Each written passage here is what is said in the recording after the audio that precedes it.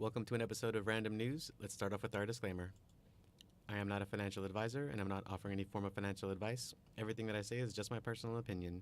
You should always do your own research before making any financial risk. Any investing is a risk and nothing is guaranteed. How's everyone doing? So in this video, I'm just going to kind of go over a few videos that I found, or a few news articles that I found online. I'm just going to summarize them and just kind of give you my opinion, some thoughts about it, point out some things I think are interesting. But let's take a look at the market.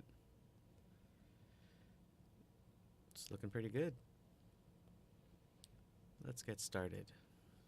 Cryptocurrency exchanges resort to controversial means to remain competitive. So I didn't really know about this, but this is saying that some exchanges are actively urging startups to bring new users to their platform, so kind of like a pyramid scheme.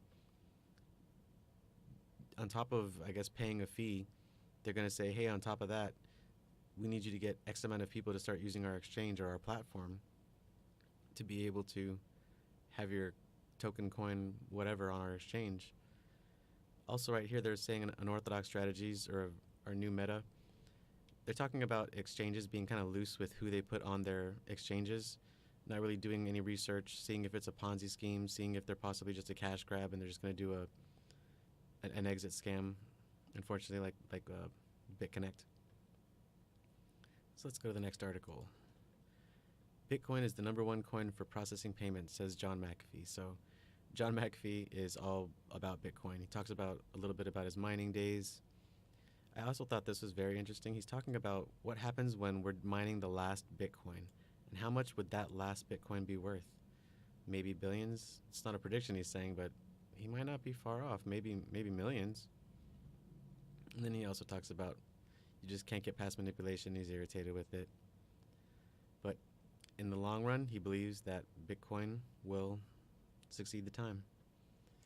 Lastly, Ethereans are angry with Bitmex for apparently trying to drown their coin. I'm not really too sure how true this statement is. I mean, it's obviously kind of damning, saying you trade using only Bitcoins, never have to touch Ether or USD from this newsletter, but it is only, what, a whole 11 words just taken out of a newsletter.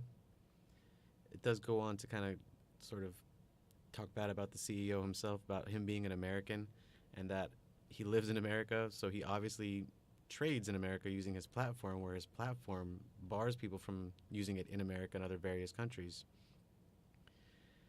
I'm not trying to defend this gentleman, but he could easily just have someone else do it.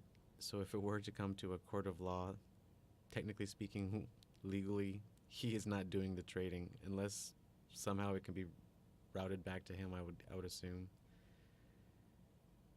It is pretty unfortunate, but if he is maybe just a fan of Bitcoin and he's just trying to pump Bitcoin, that's not a problem. But every coin needs their cheerleaders. But just to kind of go out and say this guy just hates Ethereum, who knows?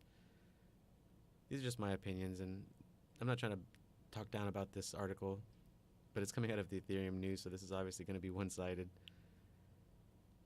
Let's take a look back at the markets to see how they're doing since we've been talking.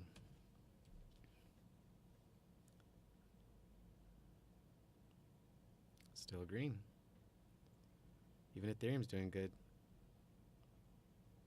Let's look at Classic. Oh, Classic. Yay, Classic. It's green. It's $10.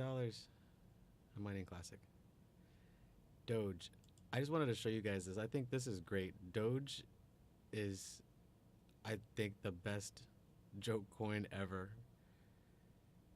This coin has actually been doing well, even with everything crashing. So let's look at this. This is a 7-day. Just kind of going up, 5 cents. Then it goes to about 6 cents here. Does it dip below? It possibly did, but it still pretty much stayed there.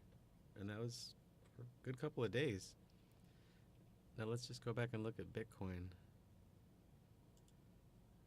I mean, you can just kind of see it. That's their 7-day.